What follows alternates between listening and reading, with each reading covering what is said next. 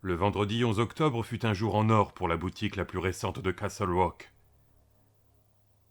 En particulier en fin de matinée, lorsque les gens avaient commencé à déposer leurs chèques hebdomadaires.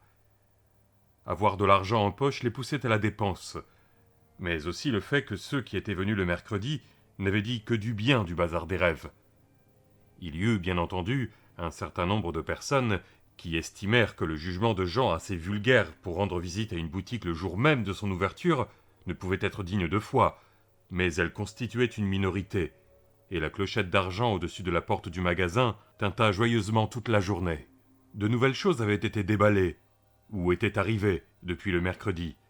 Pour ceux que la question intéressait, il paraissait difficile de croire à une livraison. Personne n'avait vu de camion.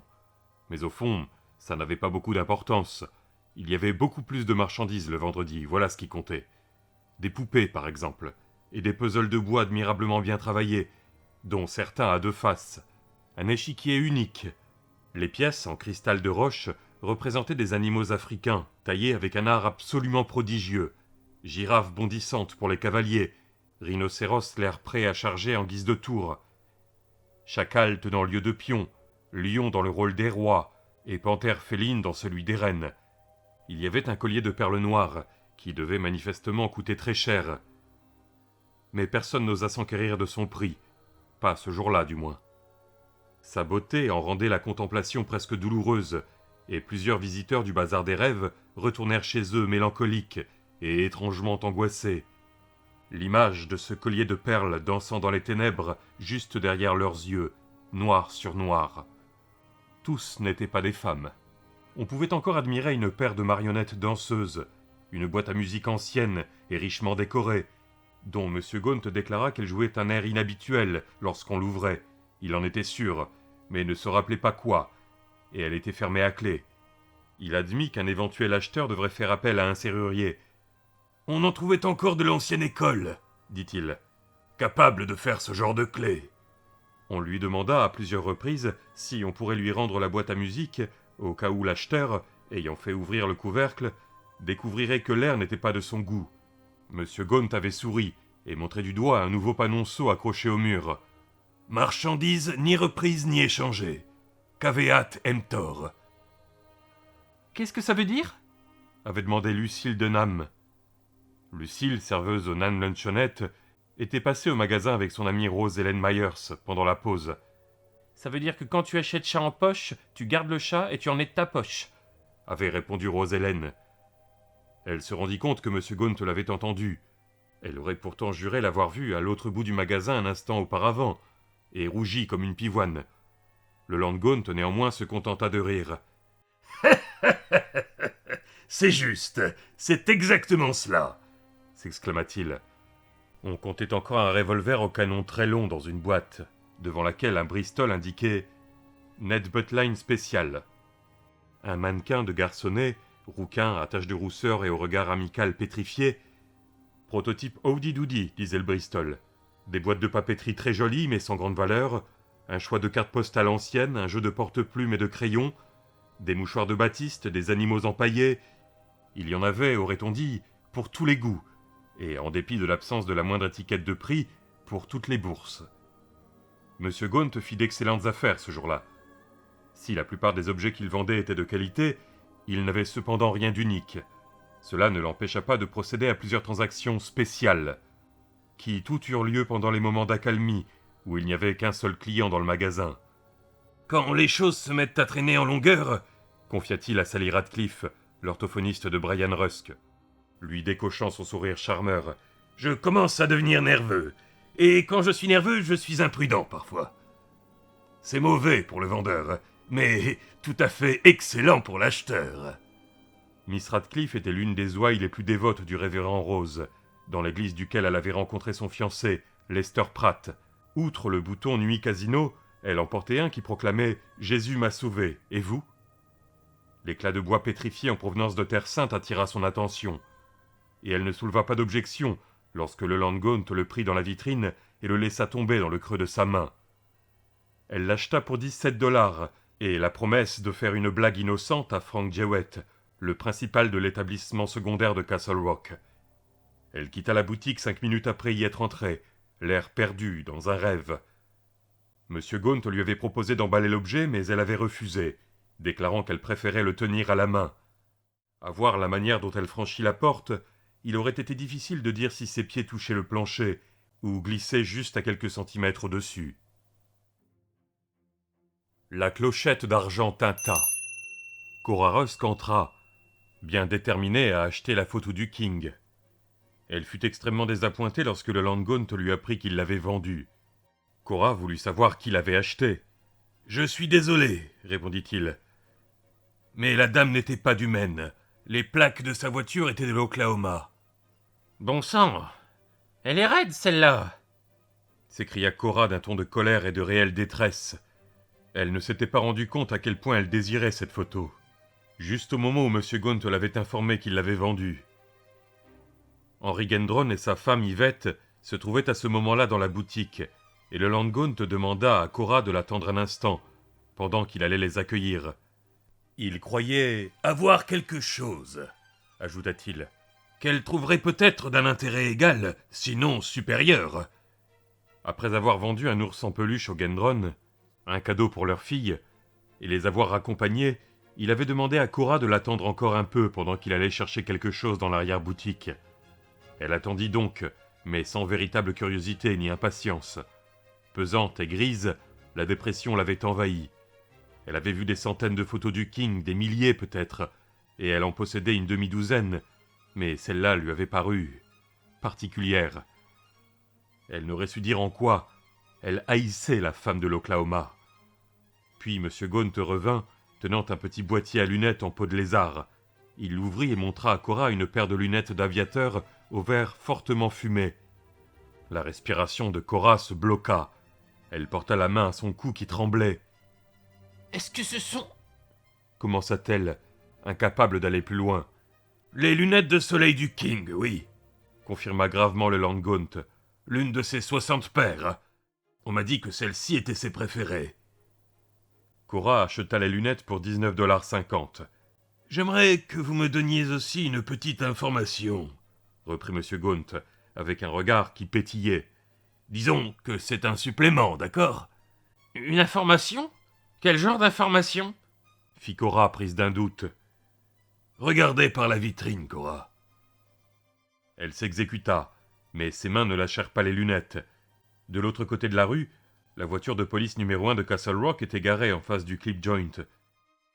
À côté, sur le trottoir, Alan Pangborn s'entretenait avec Bill Fullerton. « Est-ce que vous voyez ce type ?» demanda Gaunt. « Qui ?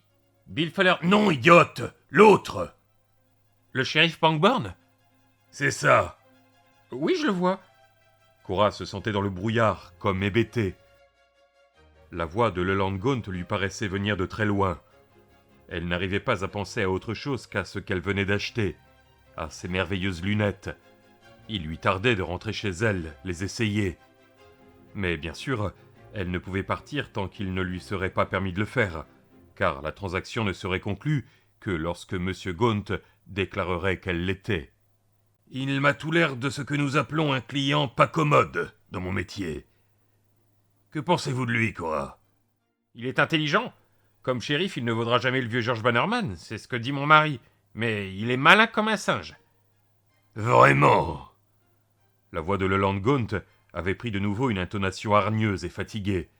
Ses yeux se réduisaient à deux fentes et ne quittaient pas Alan Pangborn. « Voulez-vous que je vous confie un secret, Cora ? Les gens intelligents ne m'intéressent pas beaucoup, et j'ai horreur des clients malcommodes. En fait, j'exècre les clients malcommodes. Je n'ai pas confiance dans les gens qui tiennent à tout retourner pour voir s'il n'y a pas un défaut avant d'acheter. Pas vous ? » Cora ne répondit rien. Elle restait là, l'étui à lunettes du King à la main, le regard perdu au-delà de la vitrine. « Si je voulais faire surveiller discrètement l'intelligent shérif Pangborn, Cora, à qui devrais-je m'adresser ? » ?»« À Polly Chalmers, » répondit Cora d'une voix de droguée. « Elle est du dernier bien avec lui. » Gaunt secoua aussitôt la tête. Son regard suivit le shérif, qui se dirigeait vers le véhicule, et qui, après un bref coup d'œil en direction du bazar des rêves, se mit au volant et démarra. « Ça ne marcherait pas. »« Chez la Brigham ? proposa Cora, hésitante. Elle tient le standard au poste de police. C'est une bonne idée, mais elle ne fera pas non plus l'affaire. C'est aussi une cliente pas commode. Il y en a toujours quelques-uns dans chaque ville, Cora. C'est malheureux, mais c'est comme ça. Cora, toujours lointaine et perdue dans le brouillard, réfléchit encore. Et Eddie Warburton ? Avança-t-elle finalement. Il est le gardien en chef du bâtiment municipal. Le visage de Gaunt s'éclaira. Le concierge, oui. Excellent. Au poil. Vraiment excellent. Il se pencha sur le comptoir et colla une bise sur la joue de Cora. Elle recula, grimaça et se frotta frénétiquement l'endroit qu'il avait touché. Elle émit un petit bruit de dégoût, mais Gaunt ne parut pas s'en rendre compte. Un grand sourire illuminait tout son visage. Cora quitta le bazar des rêves, se frottant toujours la joue, au moment où entraient Stéphanie Bonsin et Cindy Rose Martin, du club de bridge d'Ash Street. Cora, dans sa précipitation, faillit culbuter Stéphie Bonsin, tant elle mourait d'envie d'arriver chez elle, et une fois à la maison d'essayer les lunettes. Mais auparavant, elle voulait se laver et débarrasser son visage de ce répugnant baiser. Elle le sentait qui lui brûlait la peau comme un bouton de fièvre. Au-dessus de la porte, la cloche d'argent tinta. Tandis que Stéphie, à côté de la vitrine, s'absorbait dans les motifs changeants d'un ancien kaléidoscope qu'elle venait de trouver, Cindy Rose s'approcha de M. Gaunt et lui rappela sa promesse, qu'il aurait peut-être aujourd'hui un vase Lalique assorti à celui qu'elle avait déjà acheté. « C'est bien possible, » répondit-il avec un sourire complice. « C'est bien possible. Pouvez-vous vous débarrasser de votre ami une minute ou deux ?» Cindy Rose demanda à Stéphie d'aller l'attendre au Nance Lunchonette et de lui commander du café. Elle arrivait tout de suite. Stéphie partit, mais elle avait une expression intriguée sur le visage. Le Lord Gaunt passa dans l'arrière-boutique et en revint avec un vase Lalique. Il n'était pas seulement assorti au premier, il en était la réplique parfaite. « Combien ?» demanda Cindy Rose, caressant la courbe délicate de l'objet d'un doigt mal assuré. Ce n'était pas sans remords qu'elle se souvenait de sa satisfaction de mercredi dernier, lorsqu'elle avait fait une si bonne affaire. Il n'avait fait que l'appâter, semblait-il, et maintenant il allait ferrer. Elle ne s'en tirerait pas pour 31 $ cette fois-ci. Elle allait se faire ratiboiser. Mais voilà, elle désirait vivement reconstituer la paire sur le manteau de sa cheminée. Elle en mourrait vraiment d'envie. Quand Gaunt répondit, elle eut du mal à en croire ses oreilles. « Étant donné que c'est ma première semaine ici, pourquoi ne pas dire 2 pour le prix d'un ? Tenez, prenez-le, ma chère. Profitez-en bien. » Elle éprouva un tel choc qu'elle faillit laisser tomber le vase, lorsqu'il le lui mit dans les mains. « Qu'est-ce que vous avez dit ?»« Vous m'avez bien entendu. » Soudain, Cindy Rose se rendit compte qu'elle ne pouvait détacher ses yeux de ceux de l'homme. « Francis s'est trompée, » se dit-elle, mais de loin, comme si autre chose la préoccupait. « Ils ne sont pas verts du tout, ils sont gris, gris foncé. »« Il y a cependant autre chose, » reprit Gaunt. « Autre chose ? » « Oui. Est-ce que vous connaissez un adjoint au shérif du nom de Norris Raidgewick ?» La clochette d'argent retentit. Everett Frankel, l'assistant du docteur Van Allen, acheta la pipe qu'avait remarqué Brian Rusk lors de sa première visite au Bazar des Rêves. Il lui en coûta 12 $ et une blague à faire à Sally Radcliffe. Le pauvre vieux Slopidod, le bègue qui participait au cours d'orthophonie avec Brian, les mardis après-midi, acheta une théière en étain pour l'anniversaire de sa maman. Il l'eut pour seulement 71 cents, et la promesse donnée librement de jouer un tour amusant au petit ami de Sally, Lester Pratt. Monsieur Gaunt lui dit qu'il lui donnerait le matériel dont il aurait besoin le moment venu, et Sloppy répondit que ce serait vraiment super. June Gavino, épouse du producteur de lait le plus prospère de la ville, acheta un vase encloisonné pour 97 $, et la promesse d'un canular comique dont le père Brigham, de Notre-Dame des Eaux Sereines, devait être la victime. Peu après son départ, Gaunt prit ses dispositions pour qu'un tour du même genre soit joué au révérend Willy. Ce fut un jour actif et fructueux. Et lorsque le Lord Gaunt mit le panneau fermé dans la vitrine et abaissa le store, il se sentait fatigué, mais heureux.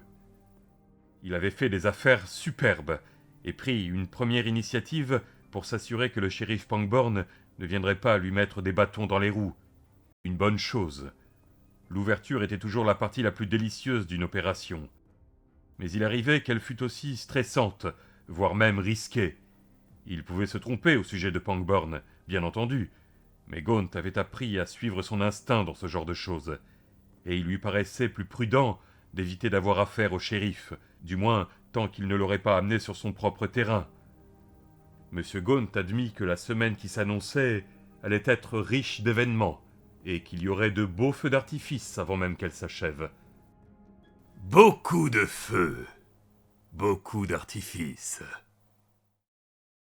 Il était 6h15 le vendredi soir, lorsqu'Alan s'engagea dans l'allée de Polly et coupa le moteur. Elle l'attendait sur le pas de la porte et l'embrassa tendrement. Il vit qu'elle avait mis ses gants pour cette brève incursion à l'extérieur, et il fronça les sourcils. « Non, ne dis rien. Ça va un peu mieux ce soir. As-tu apporté le poulet ?» Il brandit les sacs blancs tachés de graisse. « Votre serviteur, chère madame. » Elle lui répondit par une petite courbette. « Et moi votre servante, cher monsieur. » Elle prit les sacs et le précéda dans la cuisine. Il tira une chaise à lui, la mit à l'envers, s'assit dessus à califourchon et la regarda enlever ses gants et disposer le poulet sur un plat de verre. Il l'avait pris au Côte-Côte-Codette. On ne pouvait faire plus abominablement pecno comme nom, mais on y faisait un bon poulet. D'après Norris, il n'en allait pas de même pour les fruits de mer. Le seul problème était celui des plats à emporter, lorsqu'on habitait à 30 km du restaurant. Mais voilà pour quelle raison, pensa-t-il, on avait inventé le four à micro-ondes. D'après lui, cet appareil n'était bon qu'à 3 choses. Réchauffer le café, faire du pop-corn, réchauffer les plats venant d'endroits aussi exotiques que le Côte-Côte-Codette. « Est-ce qu'elles vont vraiment mieux ?» demanda-t-il, tandis qu'elle glissait le plat dans le four et appuyait sur les boutons appropriés. Il n'avait pas besoin d'être plus précis. Tous deux savaient de quoi il était question. « Un peu mieux seulement, reconnut-elle, mais je suis sûr que ça va nettement s'améliorer très vite. Je sens des picotements chauds dans la paume des mains, et d'habitude, ça commence toujours comme ça. » Elle l'étendit vers lui. Elle avait tout d'abord été douloureusement gênée par leur déformation, mais si son embarras n'avait pas diminué, elle avait fini par accepter l'intérêt que manifestait Alan comme partie intégrante de l'amour qu'il éprouvait pour elle. Il trouva que les mains de Polly paraissaient encore raides et bloquées, comme si elle portait des gants invisibles. Des gants conçus par un fabricant maladroit et je m'en foutiste, qui les lui aurait enfilés et agrafés au poignet pour le reste de ses jours. « As-tu eu besoin de prendre des pilules aujourd'hui ?»« Une seulement, ce matin. » Elle en avait en réalité avalé 3, 2 le matin et une en début d'après-midi, et elle avait à peu près aussi mal que la veille. Elle craignait que les picotements dont elle venait de parler ne fussent que le produit fantasmatique de son imagination. Elle n'aimait pas mentir à Alan, elle croyait que mensonge et amour faisaient rarement bon ménage, et pas pour longtemps de toute façon. Mais elle avait vécu seule pendant une longue période, et quelque chose en elle était encore terrifié par la manière qu'il avait de toujours s'inquiéter d'elle. Elle avait confiance en lui, mais redoutait de trop lui en laisser savoir. Il insistait de plus en plus pour qu'elle envisageât le traitement de la clinique Mayo, et elle savait que s'il se rendait compte à quel point elle souffrait, son insistance ne ferait que redoubler. Elle ne voulait pas que ces foutues mains devinssent la composante la plus importante de leur relation, et elle redoutait aussi ce que pourrait lui révéler une consultation dans cette clinique. Elle pouvait vivre avec la douleur, elle n'était pas sûre de le pouvoir priver d'espoir. « Tu veux bien sortir les pommes de terre du four ?» demanda-t-elle. « Je voudrais appeler Nettie avant de manger. »« Qu'est-ce qui lui arrive ?»« Des crampes d'estomac. Elle n'est pas venue aujourd'hui. Je voudrais être sûre que ce n'est pas une grippe intestinale. Rosalie m'a dit qu'il y avait une épidémie en ce moment. Et Nettie a eu une peur panique des médecins. » Et Alan, qui en savait beaucoup plus sur ce qu'était Polly Chalmers et ce qu'elle pensait que Polly ne s'en doutait, se dit « Tu peux bien parler des autres, mon amour. » Tandis qu'elle s'éloignait. Il était flic et conservait la manie de tout observer, même quand il n'était pas de service, c'était automatique. Il n'essayait même plus de faire autrement. S'il avait fait davantage attention au cours des derniers mois de la vie d'Annie, elle et Todd seraient peut-être encore en vie. Il avait remarqué les gants en arrivant, remarqué le fait qu'elle les avait ôtés en les tirant entre les dents, au lieu de le faire normalement, une main dégantant l'autre. Il l'avait observé pendant qu'elle disposait le poulet sur le plat, non sans remarquer ses lèvres, légèrement serrées par une grimace, lorsqu'elle avait soulevé le plat pour le mettre dans le four à micro-ondes. Que des mauvais signes. Il se rendit jusqu'à la porte de la salle de séjour pour voir si elle allait composer le numéro avec hésitation ou assurance. C'était l'un des plus sûrs moyens de mesurer à quel point elle avait mal. Et finalement, il découvrit un premier indice favorable, ou ce qu'il prit pour tel. Elle composa le numéro de Nettie rapidement, avec sûreté. Comme il se tenait à l'autre bout de la pièce, il ne pouvait voir que le téléphone, comme tous les autres dans la maison, avait été changé un peu plus tôt aujourd'hui, pour un modèle à touche surdimensionné. Il revint dans la cuisine, une oreille tournée vers la conversation du séjour. « Allô, Nettie ? J'étais sur le point de raccrocher. Je vous réveille ? Oui, alors comment ça va ? Ah, très bien. J'avais pensé que... Non, pas de problème pour le dîner. Alan a apporté un poulet de côte-côte quelque chose à Oxford. Oui, n'est-ce pas ? Alan prit un plat dans l'un des placards supérieurs de la cuisine et songea. Elle ment pour ses mains. Elle a beau manier le téléphone avec aisance, elles vont aussi mal que l'an dernier, et peut-être même encore plus mal. L'idée qu'elle lui avait menti ne le contrariait que modérément. Sa conception des arrangements que l'on pouvait prendre avec la vérité était nettement plus large que celle de Polly. Tenez, l'enfant par exemple. Elle avait accouché début 1971, 7 mois environ après avoir quitté Castle Rock dans un car Greyhound. Elle avait dit à Alan que le bébé, un garçon qu'elle avait baptisé Kelton, était mort à Denver, à l'âge de 3 mois. Syndrome de mort soudaine du nouveau-né, le pire cauchemar d'une jeune mère. L'histoire était parfaitement plausible, et Alan n'avait aucun doute sur le fait que le petit Kelton Chalmers était bel et bien décédé. La version de Polly avait malheureusement un défaut. Elle n'était pas vraie. Alan était flic, et savait reconnaître un mensonge quand on lui en débitait un. Sauf lorsque c'était Annie qui s'y mettait.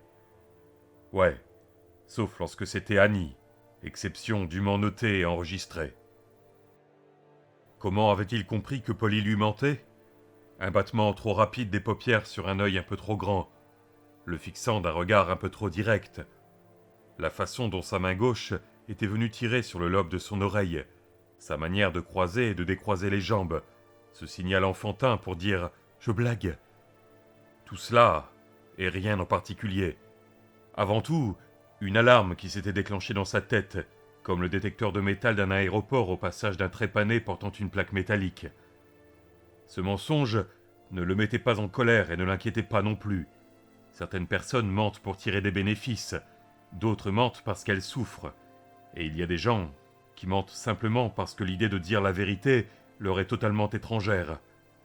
Puis il y a ceux qui mentent pour attendre le moment où ils seront en mesure de dire la vérité. Il pensait que le mensonge de Polly était de ce dernier type, et il se satisfaisait d'attendre. Le moment venu, elle déciderait de lui confier son secret.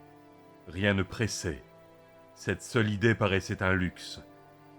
La voix de Polly, aux intonations riches, calmes et en quelque sorte justes, qui lui parvenait du séjour, lui paraissait également un luxe. Il n'avait pas encore tout à fait surmonté la culpabilité qu'il ressentait à être simplement ici, sachant où étaient rangées les assiettes et les ustensiles de cuisine, sachant dans quel tiroir de la commode elle rangeait ses culottes, sachant où exactement s'arrêtait son bronzage de l'été dernier. Mais cela devenait sans importance lorsqu'il entendait sa voix. Une seule chose comptait ici, une chose qui terminait toutes les autres. Le son de cette voix était devenu synonyme du foyer. « Je peux passer plus tard si vous voulez, Nettie. »« Ah bon ? Eh bien, le mieux est certainement de se reposer. »« Demain ?»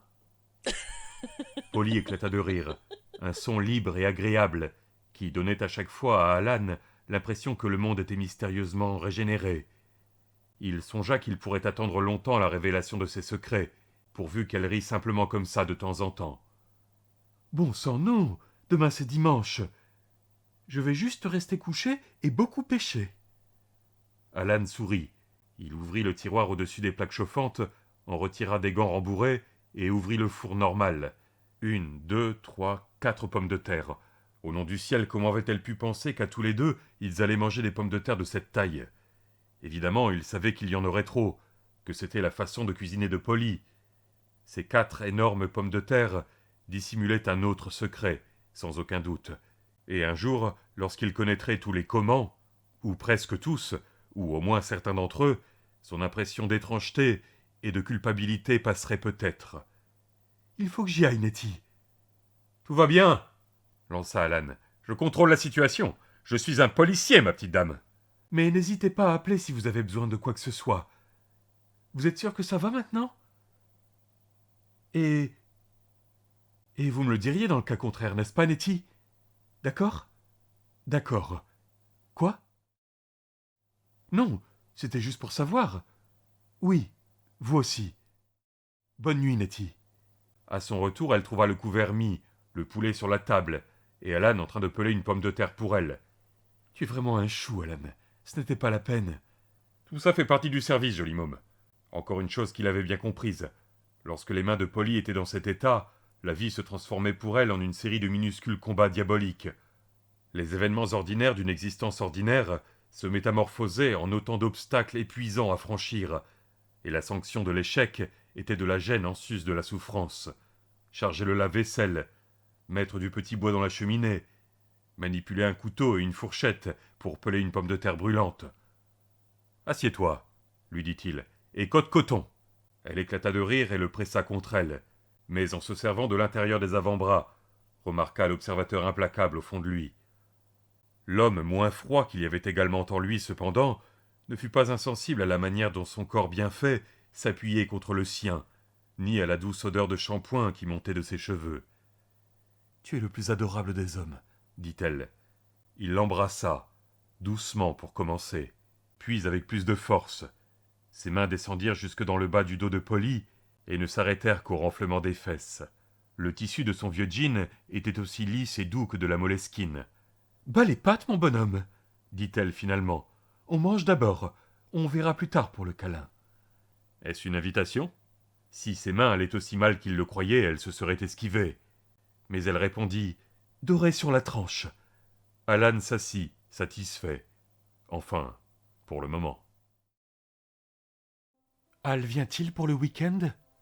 Demanda Polly pendant qu'il faisait la vaisselle. Le fils survivant du shérif était inscrit à l'Académie Milton au sud de Boston. Fit Alan, sans cesser de gratter le plat. D'un ton un peu trop calme, Polly reprit. J'avais pensé... Lundi est férié. C'est le jour de Christophe Colomb et... Il va passer les 3 jours chez Dorf au Cap Cod. Dorf, c'est Karl Dorfman, avec qui il partage sa chambre. Al m'a appelé mardi dernier pour me demander la permission. J'ai dit d'accord, très bien. Elle le toucha au bras et il se tourna pour la regarder. Dans quelle mesure tout ça est ma faute, Alan? Dans quelle mesure quoi est ta faute? Demanda-t-il réellement surpris. Tu sais bien de quoi je veux parler. Tu es un bon père et tu n'es pas idiot. Combien de fois Al est-il revenu à la maison depuis que les cours ont repris? Alan comprit soudain où elle voulait en venir et il lui sourit, soulagé. Une fois seulement. Et encore, parce qu'il avait besoin de voir Jimmy Catlin, son vieux copain de lycée, un autre fondu d'ordinateur. Certains de ses programmes préférés ne fonctionnent pas sur le nouveau Commodore 64 que je lui ai acheté pour son anniversaire. Tu vois, c'est exactement ce que je veux dire, Alan. Il trouve que je veux prendre trop tôt la place de sa mère et... Oh nom de Dieu! Protesta Alan. Pendant combien de temps vas-tu ruminer cette idée que tu es la méchante belle-mère? J'espère que tu ne m'en voudras pas si je ne trouve pas l'idée aussi drôle qu'elle paraît l'être pour toi. Répliqua-t-elle, les sourcils froncés. Il la prit délicatement par le haut des bras et vint l'embrasser au coin des lèvres. Je ne la trouve pas drôle du tout. Par moments, et justement je pensais à ça, il arrive de me sentir dans une situation étrange avec toi. Ça paraît trop tôt. Ça ne l'est pas, mais c'est l'impression que j'ai de temps en temps. Comprends-tu ce que je veux dire? Elle acquiesça. Son froncement de sourcils s'atténua sans disparaître complètement. Oui, bien sûr. Les personnages dans les séries télévisées et au cinéma passent davantage de temps que ça à se languir romantiquement, non? Tu as mis le doigt dessus. Au cinéma, on fait beaucoup de chichi, mais il y a bien peu de vrai chagrin. Parce que le chagrin est trop réel. Le chagrin, c'est... Il lui lâcha les bras, prit une assiette propre et se mit à l'essuyer. Le chagrin a quelque chose de brutal. Oui. Alors parfois, je me sens un peu coupable, c'est vrai. Avec une amertume amusée, il remarqua la nuance défensive qu'avait adoptée sa voix. En partie parce que cela paraît prématuré, même si c'est faux, et en partie parce qu'on dirait que je m'en suis remis rapidement, ce qui n'est pas plus vrai. L'idée que j'ai encore une dette de chagrin à payer rôde dans les parages. Je ne peux pas le nier. Mais à mon crédit, je sais que c'est une ânerie. Parce qu'une partie de moi, une bonne partie pour tout dire, continue à ressentir du chagrin. Au fond, si je comprends bien, tu es un être humain. Dit-elle doucement. Comme c'est bizarrement exotique, pervers et excitant. Ouais, c'est ça. Et pour ce qui est d'Al, il s'en sort à sa manière. C'est une bonne manière, suffisamment bonne pour que je me sente fier de lui. Sa mère lui manque encore. Mais s'il éprouve du chagrin, ce dont je ne suis pas complètement sûr, c'est pour son frère, Todd. Par contre, l'idée qu'il se tiendrait à l'écart parce qu'il ne t'aime pas, ou qu'il ne nous approuverait pas, là, tu mets à côté de la plaque. J'en suis bien contente. Tu ne peux pas savoir à quel point cela me soulage. Mais il me semble tout de même qu'il y a quelque chose qui cloche. Elle acquiesça. Je comprends. Mais le comportement des gosses, même lorsqu'il est normal à 98%, ne semble jamais tout à fait normal aux adultes. Nous oublions avec quelle facilité ils guérissent parfois. Et nous n'arrivons presque jamais à nous rendre compte à quelle vitesse ils changent. Al prend le large.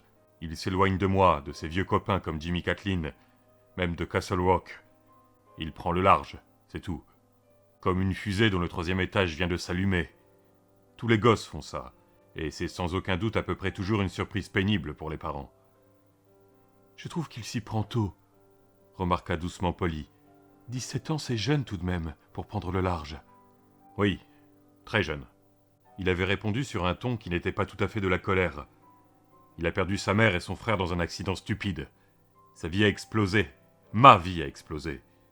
Et nous nous sommes retrouvés à essayer de recoller les morceaux qui restaient, comme doivent le faire les pères et les fils qui se retrouvent dans ce genre de situation. On ne s'en est pas si mal sorti que ça, je crois. Mais il faudrait être aveugle pour ne pas voir que les choses ont changé. Ma vie est ici, Polly, à Castle Rock, pas la sienne, ou plutôt, plus la sienne. J'ai pensé que ça ne serait peut-être pas irréversible, mais à son regard, quand je lui ai suggéré de venir terminer le lycée à Castle High, j'ai compris qu'il ne fallait pas y compter. Il n'aime pas revenir ici, car il y a trop de souvenirs. Avec le temps, ça évoluera peut-être. Pour le moment, en tout cas, je n'ai pas l'intention de le bousculer. Mais ça n'a rien à voir avec toi et moi, d'accord ? D'accord. Alan ? Oui ? Il te manque, non ? Ouais, admit simplement Alan, tous les jours. Il fut bouleversé de se rendre compte qu'il était sur le point de pleurer. Il se tourna et ouvrit le premier tiroir venu, s'efforçant de reprendre le contrôle de lui-même. La meilleure méthode consistait à réorienter la conversation, et vite. « Comment va Nettie ?» demanda-t-il d'une voix qui, à son grand soulagement, ne chevrotait pas. Elle dit qu'elle va mieux, mais ça lui a pris un temps fou pour venir décrocher le téléphone. Je la voyais déjà allongée par terre, inconsciente. Elle devait dormir. Elle m'a dit que non, et à sa voix, elle avait l'air réveillée. Tu sais bien comment sont les gens quand c'est le téléphone qui les réveille. Il acquiesça. Encore un truc de flic. Il s'était trouvé à un bout à l'autre de la ligne lors de nombreux coups de téléphone venus interrompre le sommeil de quelqu'un, ou le sien. Elle m'a dit qu'elle triait certaines des vieilles affaires de sa mère dans son appentis, mais... Si elle a une grippe intestinale, tu as dû appeler pendant qu'elle était sur le trône, et elle n'a pas voulu te le dire, observa Alan froidement. Polly réfléchit un instant, puis éclata de rire. Je te parie que c'est ça, tout à fait son genre. Évidemment. Alan regarda dans l'évier et en retira le bouchon. La vaisselle est terminée, ma chérie. Merci. Elle lui planta un béco sur la joue. Oh, dis donc, regarde ce que j'ai trouvé, dit Alan. Il passa la main derrière son oreille et en retira une pièce de 50 cents. Est-ce que tu les gardes toujours là, joli môme ? Mais comment fais-tu ? Elle paraissait réellement fascinée. Fais quoi ? Le demi-dollar paraissait flotter sur les articulations au mouvement délicat de sa main droite. Il pinça la pièce entre la 3e et la 4e phalange, tourna la main, la retourna, la pièce avait disparu. Crois-tu que je devrais tout planter là et m'engager dans un cirque ? Elle sourit. Non, je veux que tu restes avec moi. Dis, Alan, trouves-tu que je sois idiote de m'inquiéter autant pour Nettie ? Pas une miette. Il mit la main à gauche, celle qui avait récupéré la pièce, dans la poche de son pantalon, la ressortit vide et prit un torchon. Tu l'as fait sortir de la baraque au taré. Tu lui as donné du travail et tu l'as aidé à acheter sa maison. Tu te sens responsable pour elle, et dans une certaine mesure, je crois que tu l'es. Si tu ne t'inquiétais pas pour elle, c'est moi qui m'inquiéterais pour toi. Elle prit le dernier verre dans l'égouttoir. À la soudaine expression de consternation qui s'afficha sur son visage, Alan comprit qu'elle n'allait pas arriver à le tenir, même si le verre était déjà presque sec. Il plia vivement les genoux et tendit la main. Il avait exécuté son mouvement avec tant de grâce que Polly crut voir une pirouette de danseur. Le verre tomba directement dans le creux de sa main, qu'il tenait paume ouverte, à moins de 50 centimètres du sol. La douleur qui l'avait harcelée toute la nuit et la crainte de voir Alan deviner à quel point elle souffrait, tout se trouva soudain enfoui sous une vague de désir tellement violente et inattendue qu'elle en fut plus que surprise, effrayée. Et parler de désir était un euphémisme, n'est-ce pas? Ce qu'elle ressentait était plus simple, une émotion d'une nuance foncièrement primitive, de la concupiscence à l'état pur. « Tu es aussi vif qu'un chat, » dit-elle quand il se redressa. Elle avait parlé d'une voix enrouée, un peu étouffée. Elle voyait encore avec quelle grâce ses jambes avaient fléchi, le jeu des longs muscles de ses cuisses, la courbe douce d'un mollet.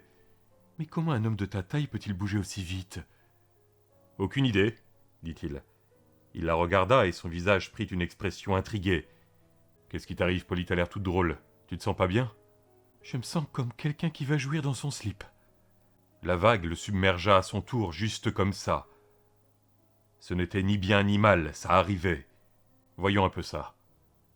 Il s'avança toujours avec cette même grâce, cette même étrange vivacité que l'on n'aurait jamais soupçonnée en le voyant descendre Main Street. Voyons un peu ça.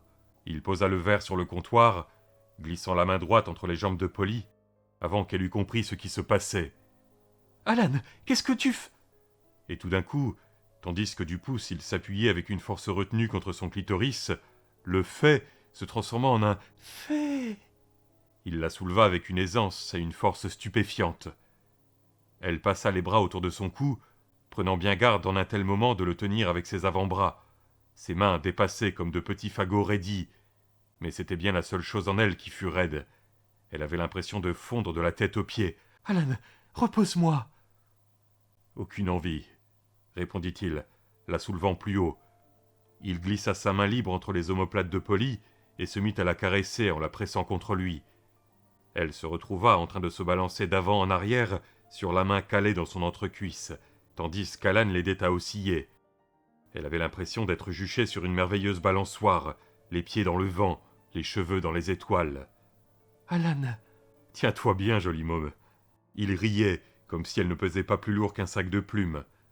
Elle s'inclina en arrière, de moins en moins consciente de la main qui la maintenait, au fur et à mesure que croissait son excitation, sachant seulement qu'il ne la laisserait pas tomber. Puis il la ramena de nouveau en avant. Une de ses mains lui frottait le dos, le pouce de l'autre lui faisait des choses, là en bas. Des choses auxquelles elle n'avait jamais songé. Et elle se laissa de nouveau aller en arrière, criant frénétiquement son nom. Son orgasme fut comme une explosion de douceur, quelque chose qui jaillit du centre de son corps. Ses jambes allaient et venaient à 20 centimètres au-dessus du sol. L'une de ses chaussures s'envola et alla atterrir dans le séjour. Sa tête retombait en arrière, les cheveux venant caresser l'avant-bras d'Alan, infime cascade de chatouillis, et au sommet de son plaisir, il embrassa la douce courbe blanche de son cou. Il la reposa à terre, puis la rattrapa vivement quand il vit que ses genoux la trahissaient. « Oh mon Dieu !»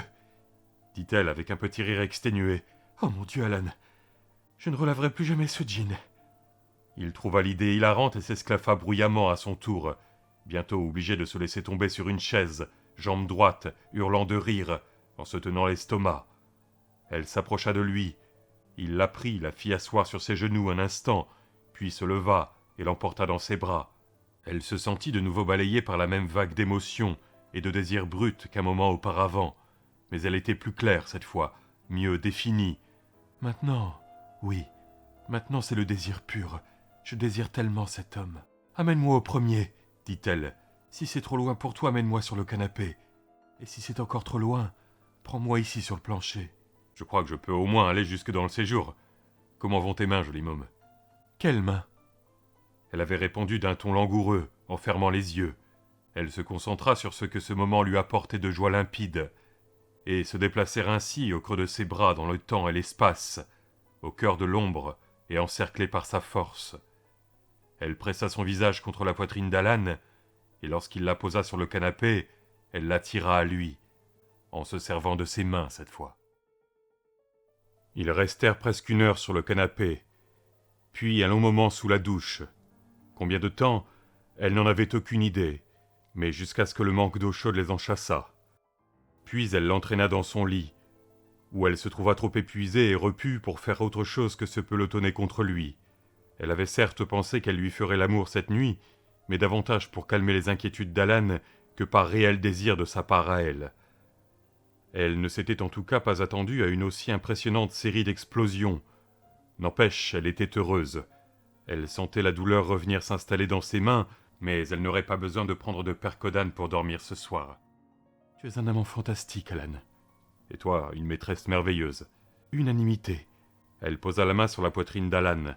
Elle sentait son cœur qui reprenait calmement, sans se presser, sa mesure à 2 temps, comme pour dire « Bon d'accord, ça suffit comme ça le boulot pour cette nuit, pour moi et le patron. » Elle pensa de nouveau, non sans qu'il y eût en elle un léger écho de la violente passion qu'avait déclenchée la première fois cette impression combien il était vif, combien il était fort, mais surtout vif et rapide. Elle le connaissait depuis l'époque où Annie était venue travailler pour elle. Elle était sa maîtresse depuis 5 mois, et pourtant, jamais auparavant elle n'avait soupçonné la vitesse à laquelle il pouvait se déplacer.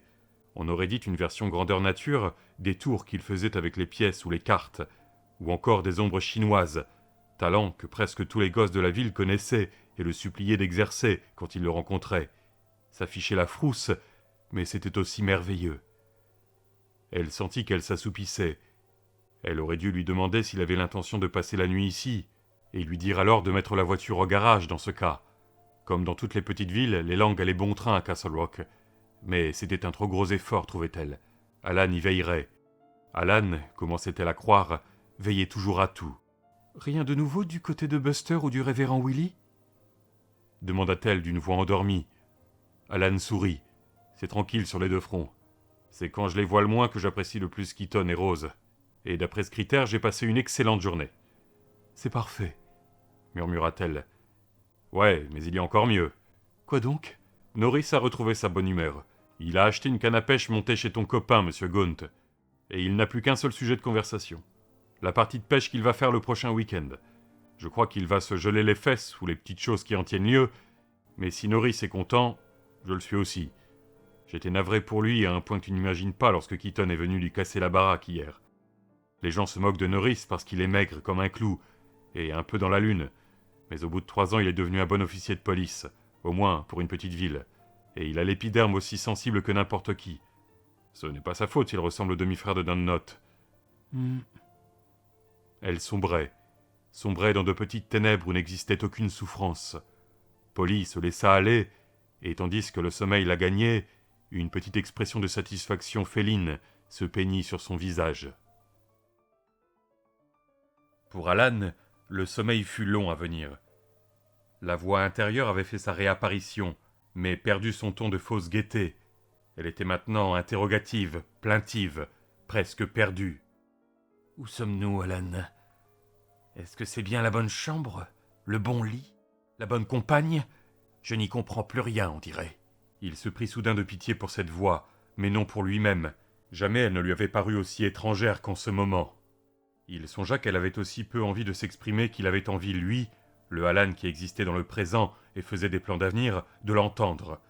C'était la voix du devoir, la voix du chagrin, et encore et toujours, la voix de la culpabilité. Un peu plus de 2 ans auparavant, Annie Pangborn avait commencé à souffrir de maux de tête. Il n'était pas très violent, du moins à l'en croire. Elle détestait autant en parler que Polly de son arthrite. Puis un jour, pendant qu'il se rasait, au tout début de 1990, il lui semblait bien, Alan remarqua que le bouchon n'avait pas été remis sur le flacon de taille familiale contenant de l'anacine 3, posé à côté du lavabo. Il voulut le revisser, mais arrêta son geste. Il avait lui-même pris 2 cachets dans la bouteille, qui en contenait 225 en tout, à la fin de la semaine précédente. Il se souvenait que le flacon était presque plein. Or, il était maintenant presque vide. Il avait essuyé la crème à raser qui le barbouillait, et s'était aussitôt rendu à Cousy-Cousette, où Annie travaillait depuis l'ouverture du magasin. Il amena sa femme prendre un café et répondre à quelques questions, notamment à propos de l'aspirine. Il se souvenait avoir eu un peu peur. Seulement un peu, lui confirma la voix intérieure d'un ton chagrin. Oui, seulement un peu parce que personne ne prend près de 200 aspirines en une semaine. Personne. Annie lui avait répondu qu'il était idiot. Elle avait renversé le flacon en nettoyant le lavabo, et comme le bouchon avait été mal revissé, presque tous les cachets étaient tombés dedans. Ils avaient commencé à se dissoudre et elle avait dû tout jeter, d'après elle. Mais il était flic.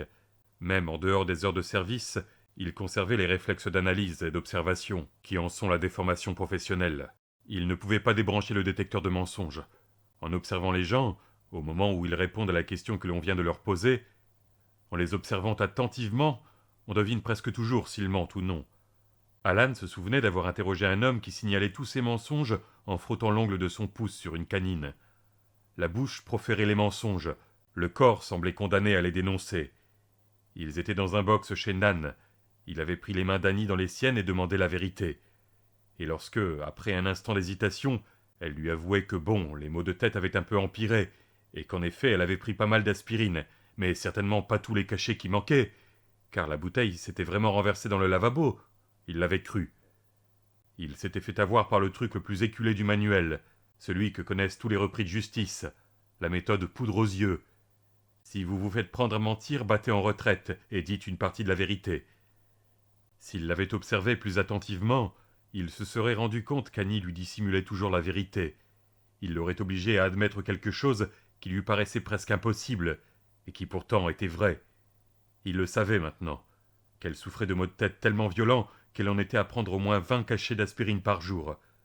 Et si elle l'avait reconnu, il l'aurait traîné dans le cabinet d'un neurologue de Portland ou de Boston avant la fin de la semaine. Mais voilà, Annie était sa femme, et à cette époque, il baissait un peu sa garde quand il n'était pas de service. Il s'était contenté de prendre rendez-vous pour elle avec le docteur Ray Van Allen, et elle s'était laissée examiner. Ray n'avait rien trouvé, et Alan ne lui en avait jamais voulu pour ça. Le médecin avait pratiqué les tests habituels de réflexe, braqué son fidèle ophtalmoscope dans les yeux d'Annie, testé sa vision pour vérifier si elle ne voyait pas une image dédoublée, et l'avait envoyée à Oxford se faire radiographier. Il n'avait cependant pas demandé un scanner, et lorsqu'Annie lui avait dit que ses maux de tête avaient disparu, il l'avait cru. Il n'ignorait pas que les médecins sont aussi attentifs au langage du corps que les flics. Les patients ont tout autant tendance à mentir que les suspects, et pour les mêmes raisons, la peur tout bêtement. Et lorsqu'Annie était venue consulter, Ray était bien dans l'exercice de ses fonctions. Il n'était donc pas exclu qu'entre le moment où Alan avait fait sa découverte et celui où Annie était allée voir Van Allen, les maux de tête eussent disparu. Ils avaient probablement disparu. Plus tard, Ray avait expliqué à Alan, lors d'une longue conversation autour de 2 cognacs au domicile du médecin à Castleview, que souvent les symptômes vont et viennent dans les cas où la tumeur est localisée tout en haut du tronc cérébral. On trouve souvent des attaques associées à ce genre de tumeur au cerveau. Si elle en avait eu une, peut-être. Le médecin avait haussé les épaules. Oui, peut-être. Et peut-être qu'un homme, du nom de Tad Beaumont, faisait partie de la liste des co-responsables non inculpés dans la mort de sa femme et de son fils. Mais Alan, au fond de lui, ne trouvait rien à reprocher à Tad non plus. Les habitants des petites villes ne sont pas au courant d'absolument tout ce qui s'y passe, aussi tendues que soient les oreilles et infatigables les langues. À Castle Rock, on connaissait l'histoire de Frank Dodd, le flic qui, devenu fou, avait tué plusieurs femmes à l'époque du shérif Bannerman, celle de Cujo, le Saint-Bernard enragé de la route vicinale 3, et celle de Tad Beaumont, romancier et personnage célèbre du coin, dont la résidence d'été au bord du lac avait brûlé jusqu'aux fondations pendant l'été 1989. Mais ils ignoraient les circonstances de l'incendie, et le fait que Beaumont avait été hanté, à l'époque, par un homme qui n'en était pas un, pas du tout même, par une créature pour laquelle il n'existait peut-être pas de nom. Alan Pangborn savait en revanche tout cela, et le drame venait encore troubler de temps en temps son sommeil. Mais l'affaire était terminée lorsqu'Alan avait pris pleinement conscience des maux de tête d'Annie. Terminée, enfin presque. Grâce aux appels téléphoniques d'un Tad Beaumont à chaque fois en état d'ivresse, Alan était devenu le témoin involontaire de la dégringolade de l'écrivain, qui, après avoir ruiné son mariage, s'était mis à perdre progressivement la raison. L'état mental d'Alan n'était pas non plus très bon. Le policier avait lu une fois un article, dans le cabinet d'attente d'un médecin, sur les trous noirs, ces vastes creusets célestes qui seraient des tourbillons d'antimatière et dévoreraient gloutonnement tout ce qui passe à leur portée. Pendant la fin de l'été et l'automne 1989, l'affaire Beaumont était devenue le trou noir personnel d'Alan. Il y avait des jours où il se surprenait à remettre en question les notions les plus élémentaires sur la réalité, et à se demander si tout cela s'était vraiment passé, ou s'il n'avait pas rêvé. Il y avait des nuits où il restait éveillé jusqu'aux premières lueurs de l'aube, redoutant le sommeil, redoutant un rêve récurrent. Une Toronado noire fonce sur lui, une Toronado noire avec un monstre en décomposition au volant, et un autocollant proclamant « salopard de frimeur » sur le pare-choc arrière. À cette époque, la vue d'un seul moineau perché sur la balustrade du porche ou sautillant sur la pelouse lui donnait envie de hurler. Si on lui avait posé la question, Alan aurait répondu « Lorsqu'Annie a commencé à avoir des problèmes, j'étais distrait. Mais ce n'était pas une simple question de distraction. Quelque part, tout au fond de son esprit, il avait dû mener une bataille désespérée pour ne pas perdre la raison. Salopard de frimeur. Cela était revenu le hanter, comme les moineaux. Il était encore distrait, ce jour de mars où Annie était montée avec Todd dans le vieux scout qu'il gardait pour faire les courses dans la région. Elle n'allait pas plus loin que le supermarché Hemphill. Alan avait 1000 fois rejoué le scénario dans sa tête, sans jamais trouver quoi que ce soit d'inhabituel. Elle avait eu un comportement parfaitement ordinaire. Il les avait regardés par la fenêtre depuis son bureau et leur avait adressé un petit salut de la main. Todd le lui avait rendu avant de monter dans le scout. Dernière fois qu'il les avait vus vivants. À 5 km sur la route 117 et à environ 1 km du supermarché, le véhicule avait quitté la chaussée alors qu'il roulait à vive allure et s'était écrasé contre un arbre. La police d'État avait estimé, à voir l'épave, qu'Annie, d'ordinaire la plus prudente des conductrices, devait rouler au moins à 110 km à l'heure. Todd avait sa ceinture, pas Annie. Elle était sans doute morte lorsqu'elle était passée à travers le pare-brise, laissant derrière elle une jambe et la moitié d'un bras. Todd pouvait avoir été encore vivant lorsque le réservoir d'essence, rompu, avait explosé. Plus que tout, ce détail avait rendu Alan malade, que son fils de 10 ans, qui rédigeait des articles d'astrologie pour rire dans le journal de son école et ne vivait que pour les tournois de baseball de la petite ligue, ait pu être encore en vie, qu'il ait pu brûler vif en essayant d'ouvrir sa ceinture de sécurité. On avait pratiqué une autopsie, laquelle avait révélé une tumeur au cerveau. C'était, lui dit Van Allen, une petite tumeur, de la taille d'une cacahuète non épluchée. Il n'ajouta pas qu'elle aurait été opérable, si on l'avait diagnostiquée à temps. Alan glana cette information à l'expression pitoyable de Ray, et à sa manière de baisser les yeux. Il lui avait dit en revanche qu'à son avis, elle avait eu finalement l'attaque qui les aurait alertés sur la gravité de son problème si elle avait eu lieu plus tôt. Attaque qui avait dû secouer son corps comme une décharge électrique, lui faisant écraser l'accélérateur et perdre le contrôle du véhicule. Ce ne fut pas de gaieté de cœur qu'il donna ses explications, mais parce qu'Alan l'interrogea sans pitié, et parce que le médecin comprit que, chagrin ou pas, le policier voulait connaître la vérité, ou au moins l'idée que lui, ou quiconque ne s'était pas trouvé dans le véhicule ce jour-là, pourrait jamais s'en faire. « Je vous en prie », avait dit Van Allen, touchant brièvement la main d'Alan d'un geste plein de bonté. « Ce fut un accident terrible, certes, mais rien de plus. Arrêtez de vous acharner. Vous avez un autre fils, qui a autant besoin de vous maintenant que vous avez besoin de lui. Vous devez arrêter de ne penser qu'à ça, et reprendre vos occupations. » Il avait essayé, l'horreur irrationnelle de l'affaire Tad Beaumont, l'histoire des... Les moineaux volent de nouveau. Oiseaux commençait à s'estomper, et il s'était honnêtement efforcé de remettre de l'ordre dans son existence. Il était veuf, flic dans une petite ville, père d'un adolescent qui grandissait et s'éloignait de lui trop vite. Non pas à cause de Polly, mais de l'accident. À cause de ce traumatisme épouvantable, paralysant. « Fiston, j'ai une horrible nouvelle à t'annoncer. Sois courageux. » Et évidemment, Fiston s'était mis à pleurer, et Alan n'avait pas mis longtemps à en faire autant. Malgré tout, il s'était remis au travail, pour reconstruire sur les ruines. Un travail qui se poursuivait toujours. Et dans l'ensemble, les choses allaient mieux depuis quelque temps. Deux faits, cependant, constituaient encore un îlot de résistance. Le premier était la grosse bouteille d'aspirine, vide au bout de seulement une semaine. Le deuxième, l'absence de ceinture de sécurité autour de la taille d'Annie, car Annie portait toujours sa ceinture de sécurité. Au bout de 3 semaines de nuit sans sommeil et angoissé, il prit en fin de compte rendez-vous avec un neurologue de Portland, pensant à ces histoires d'écurie toujours fermées à clé même après un vol de chevaux. Il s'y rendit parce que le médecin aurait peut-être de meilleures réponses aux questions qu'il avait besoin de poser, et qu'il en avait assez d'arracher celles de Van Allen à la tronçonneuse. Le neurologue s'appelait Scopes, et pour la première fois de sa vie, Alan prit un prétexte professionnel pour l'interroger. Ces questions, dit-il à Scopes, étaient en rapport avec une enquête de police en cours. Le médecin confirma le principal soupçon d'Alan. Oui, les gens atteints d'une tumeur au cerveau ont parfois des accès d'irrationalité. Oui, ils deviennent parfois suicidaires. Dans ce dernier cas, l'acte était souvent commis sur une impulsion, après une période de réflexion qui pouvait n'être que d'1 minute, ou même que de quelques secondes. Une telle personne pourrait-elle entraîner quelqu'un d'autre dans la mort ? Avait demandé Alan. Le médecin se tenait incliné en arrière, dans son fauteuil, les mains jointes derrière la tête. Il ne pouvait voir les mains d'Alan, que celui-ci tenait tellement serrées entre ses genoux qu'il en avait les doigts blancs. « Certainement, » avait répondu Scopes. « Ce comportement n'est pas rare du tout. Les tumeurs au cerveau peuvent engendrer des réactions, aux yeux d'un profane, de type psychotique.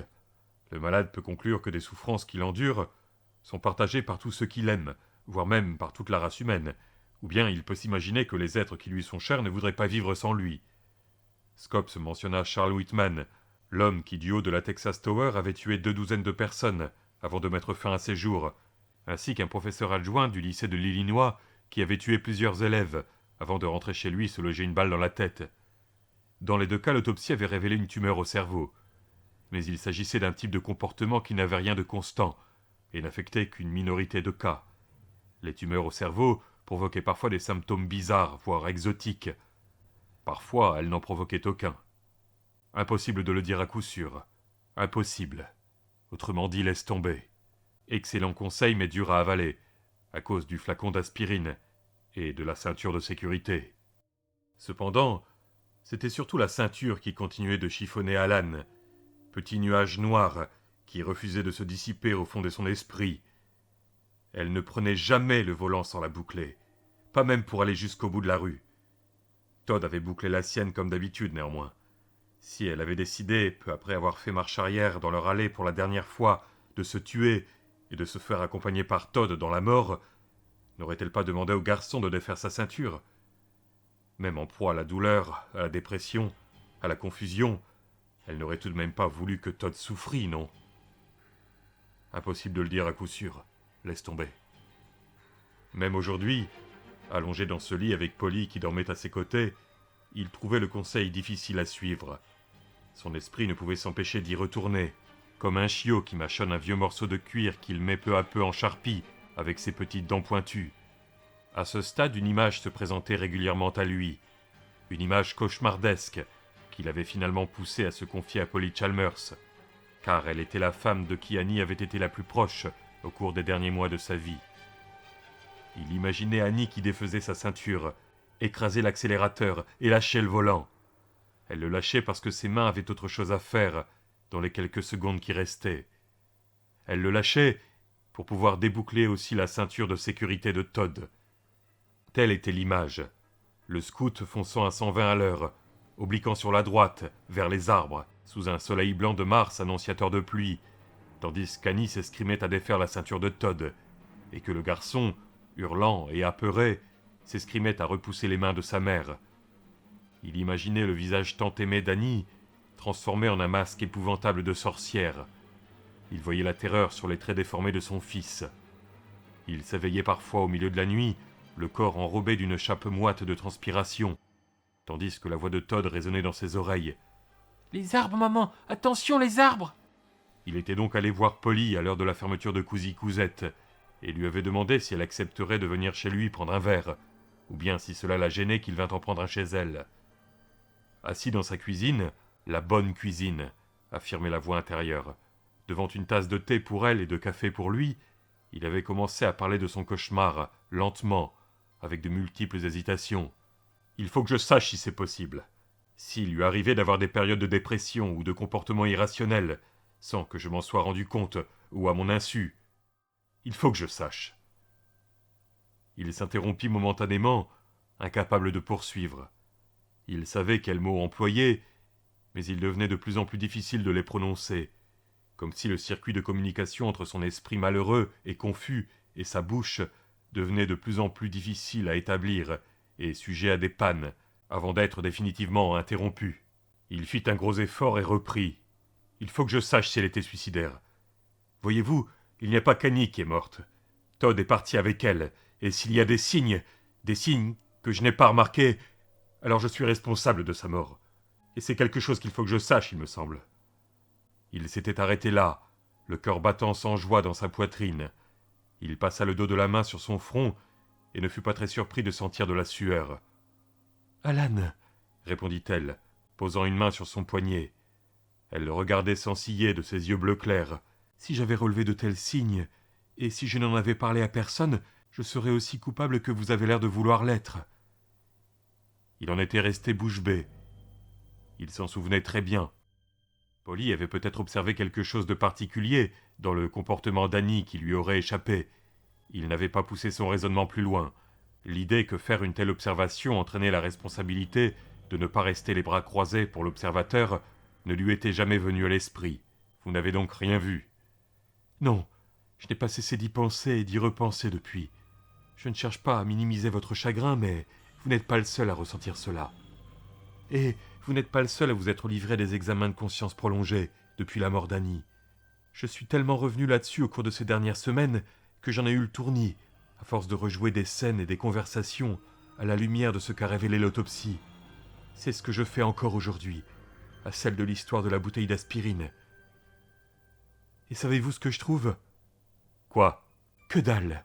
Elle avait répondu avec un manque d'emphase étrangement convaincant. Rien du tout. Il m'est arrivé de la trouver un peu palote. Je me rappelle l'avoir entendue parler toute seule une fois ou deux, pendant qu'elle faufilait un ourlet ou déroulait des tissus. C'est le comportement le plus excentrique de sa part dont je me souvienne. Et il m'est souvent arrivé d'en faire autant, pas vous. Alan acquiesça. Pour l'essentiel, elle était restée telle que je la connaissais depuis le premier jour. Pleine de joie, amicale, serviable, une excellente amie. Mais la main de Polly était toujours sur la sienne. Elle se raidit un peu. Non, Alan, pas de mais. Ray Van Allen fait aussi la même chose, figurez-vous. On appelle ça la mi-temps du lundi matin, je crois. Est-ce que vous vous dites que c'est de sa faute? Que Ray aurait dû diagnostiquer la tumeur? Non, mais... Et moi? On travaillait tous les jours ensemble, côte à côte le plus souvent. On prenait le café ensemble à 10h. On déjeunait ensemble à midi. Et on reprenait un café ensemble à 3h. On se parlait de plus en plus franchement au fur et à mesure qu'on apprenait à se connaître, Alan. Je sais que vous lui plaisiez, à la fois comme ami et comme amant, et je sais qu'elle aimait ses deux fils. Mais si sa maladie l'a poussée au suicide, je n'en ai aucune idée. Alors dites-moi, est-ce que c'est ma faute? Elle l'observait avec franchise et curiosité, de ses yeux bleu clair. Non, mais... Elle lui donna une pression de la main, légère mais autoritaire. Je voudrais bien vous poser une question. C'est important, alors réfléchissez bien. Il acquiesça. Ray était son médecin, et en admettant qu'il y ait eu quelque chose à voir, il n'a rien vu.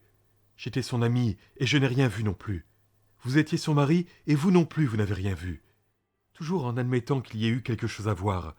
Et vous vous dites qu'il n'y a plus rien à ajouter, point final? Mais non. Je ne comprends pas où vous voulez en venir. Quelqu'un d'autre était très proche d'elle, reprit Polly. Plus proche encore qu'aucun d'entre nous, il me semble. De qui vous voulez pas? Qu'a dit Todd, Alan? Il la regardait, l'œil rond, ne comprenant toujours pas. On aurait dit qu'elle venait de lui parler en chinois. Todd, insista-t-elle avec une pointe d'impatience. Todd, votre fils. Celui qui vous empêche de dormir la nuit. C'est lui, n'est-ce pas? Pas elle, mais lui. En effet, dit-il.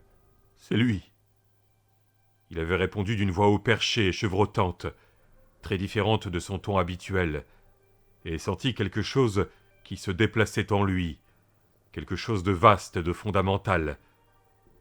Maintenant, allongé ici dans le lit de Polly, il se souvenait de ce moment avec une précision presque surnaturelle.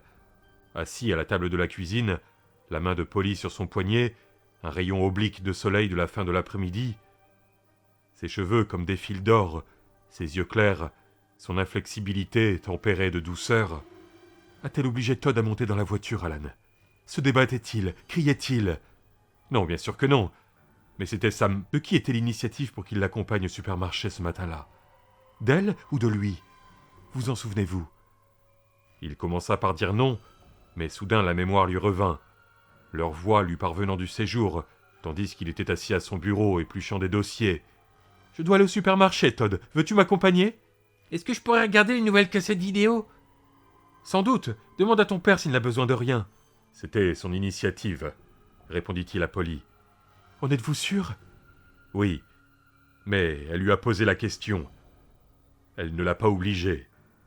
Cette chose à l'intérieur de lui, cette chose fondamentale continuait à bouger. Elle allait s'effondrer, pensa-t-il, et faire un sacré nom de Dieu de trou, car ses racines plongeaient profond et s'étendaient loin. Avait-il peur d'elle? Elle se livrait maintenant à un véritable interrogatoire en règle, comme il l'avait fait avec Van Allen, mais il paraissait impuissant à l'arrêter. Il n'était pas sûr d'en avoir envie, d'ailleurs. Elle tenait quelque chose qui ne lui était jamais venu à l'esprit au cours de ses longues nuits d'insomnie, quelque chose qui vivait encore. Todd avoir peur d'Annie? Seigneur, jamais de la vie. Même pas au cours des derniers mois? Non. Des dernières semaines? Écoutez, Polly, je n'étais pas en état d'observer cela à l'époque. Il y avait cette histoire qui venait d'arriver avec Tad Beaumont, l'écrivain, cette histoire insensée. Êtes-vous en train de me raconter que cette affaire vous omnubilait tellement que vous ne faisiez pas attention à Annie et à Todd quand vous vous trouviez là, et que, de toute façon, vous n'étiez que rarement à la maison? Non. Oui. Je veux dire, évidemment, j'étais à la maison, mais... Il éprouvait un sentiment étrange à se trouver bombardé par ce feu roulant de questions, comme si Polly l'avait drogué à la novocaïne et s'était mise à l'utiliser comme punching ball. Et cette chose fondamentale... Quoi, au juste? Continuer son mouvement vers la limite à partir de laquelle la gravitation agirait non pour la maintenir, mais au contraire, pour la renverser. Est-ce que Todd est venu vous voir à un moment ou à un autre pour vous dire que sa mère lui faisait peur? Non. Est-ce qu'il est jamais venu vous dire « Je crois que maman veut se suicider, papa, et me tuer avec elle pour l'accompagner. » Polly, c'est ridicule, L'a-t-il fait? Non. A-t-il jamais mentionné qu'elle disait des choses bizarres ou se comportait étrangement? Non. Et Al, l'aîné, était loin dans son pensionnat? Qu'est-ce que cela a à voir avec... Il ne restait qu'un seul oisillon au nid. Quand vous n'étiez pas là, à cause de votre travail, ils se retrouvaient tous les deux. Elle dînait avec lui, l'aidait à faire ses devoirs, regardait la télé avec lui. Elle lui lisait des histoires, dit-il d'une voix étranglée et bizarre, qu'il reconnaissait à peine. Elle était probablement la première personne que Todd voyait chaque matin, et la dernière qu'il voyait chaque soir, poursuivit Polly. Sa main n'avait pas quitté le poignet d'Alan. S'il y avait quelqu'un de bien placé pour voir arriver quelque chose, c'était la personne qui est morte avec elle. Et cette personne n'a jamais dit un mot. Et soudain, à l'intérieur de lui, la chose s'effondra. Les muscles de son visage se mirent à tressaillir. Il le sentit arriver, impression de corde attachée ici et là, et tirée par une main douce mais insistante. Une bouffée de chaleur monta dans sa gorge et essaya de la refermer. Une autre empourpra son visage. Ses yeux se remplirent de larmes. L'image de Polly Chalmers se dédoubla, tripla, puis s'émietta comme au travers d'un prisme de lumière. La poitrine d'Alan se soulevait, mais ses poumons ne paraissaient pas trouver d'air. Ses mains se retournèrent à cette impressionnante vitesse qui le caractérisait et se refermèrent sur celle de Polly. Il dut lui faire affreusement mal, mais elle n'émit pas un son. « Elle me manque !» s'exclama-t-il. Un grand sanglot douloureux entrecoupa les mots de hoquet. « Ils me manquent tous les deux. Oh mon Dieu, comme ils me manquent !»« Je sais, » dit calmement Polly. « Je sais. C'est en fait de cela qu'il est question, non? À quel point il vous manque ?» Il se mit à pleurer. Al avait pleuré tous les soirs pendant 2 semaines. Alan avait été là pour le tenir dans ses bras et lui offrir le peu de réconfort qu'il pouvait lui apporter. Mais lui-même n'avait pas pleuré. Maintenant, ses larmes coulaient. Il était impuissant devant les sanglots qui le secouaient comme il le voulait, incapable de les arrêter ou de les contrôler. Il n'arrivait pas à modérer son chagrin et se rendit alors compte, avec un sentiment de soulagement aussi profond qu'incohérent, qu'il n'en éprouvait pas le besoin. Il repoussa la tasse de café d'un geste d'aveugle, l'entendit qui tombait sur le sol d'un autre monde et s'y fracassait, et posa sa tête brûlante sur la table, l'entoura de ses bras et pleura. À un moment donné, il avait senti Polly lui soulever la tête de ses mains fraîches, ses mains déformées mais généreuses, et la placer contre son estomac. Elle l'avait tenu ainsi contre lui, et il avait pleuré pendant un long, très long moment. Le bras de Polly glissa de sa poitrine. Alan le déplaça délicatement, bien conscient que s'il heurtait sa main, même légèrement, il la réveillerait. Les yeux perdus au plafond, il se demanda s'il avait délibérément provoqué son chagrin ce jour-là. Il avait tendance à penser que oui, soit consciemment, soit par intuition. Elle avait compris qu'il avait bien davantage besoin de le laisser se manifester que de trouver des réponses presque certainement introuvables. C'est ainsi que les choses avaient commencé entre eux. Même s'il ne s'en était pas rendu compte au début, il avait plutôt eu l'impression que quelque chose s'achevait. Entre ce jour et celui où il avait rassemblé tout son courage pour inviter Polly à dîner, il avait souvent pensé au regard de ses yeux bleus et à la pression de sa main sur son poignet, à la manière douce et impitoyable à la fois avec laquelle elle l'avait forcé à envisager des idées qu'il avait ignorées ou rejetées. Et pendant cette période, il avait essayé de venir à bout d'un nouvel ensemble de sentiments sur la mort d'Annie. Une fois l'obstacle placé entre lui et son chagrin levé, ses autres sentiments s'étaient engouffrés dans le vide. Le principal, et le plus désolant, avait été la rage affreuse dans laquelle le mettait l'idée qu'elle leur avait caché une maladie que l'on aurait pu traiter et guérir, et celle qu'elle avait emporté son fils avec elle ce jour-là. Il avait parlé de certains de ses sentiments avec Polly au restaurant, par un soir glacial et pluvieux d'avril. « Vous avez arrêté de penser au suicide pour vous mettre à penser au meurtre, dit-elle. C'est pour cela que vous êtes en colère, Alan. » Il secoua la tête et voulut répondre, mais elle s'était penchée en avant et avait posé un instant, avec fermeté, l'un de ses doigts déformés sur les lèvres d'Alan. « Taisez-vous. » Le geste l'avait tellement surpris qu'il s'était effectivement tu. « Oui, je ne vais pas vous faire la leçon ce soir, Alan. Cela fait longtemps que je ne suis pas allé au restaurant avec un homme, et j'y prends trop de plaisir pour jouer les procureurs. Mais on n'est pas en colère comme vous l'êtes, contre des gens simplement parce qu'ils ont été victimes d'un accident, à moins qu'ils n'aient fait preuve d'une insouciance criminelle.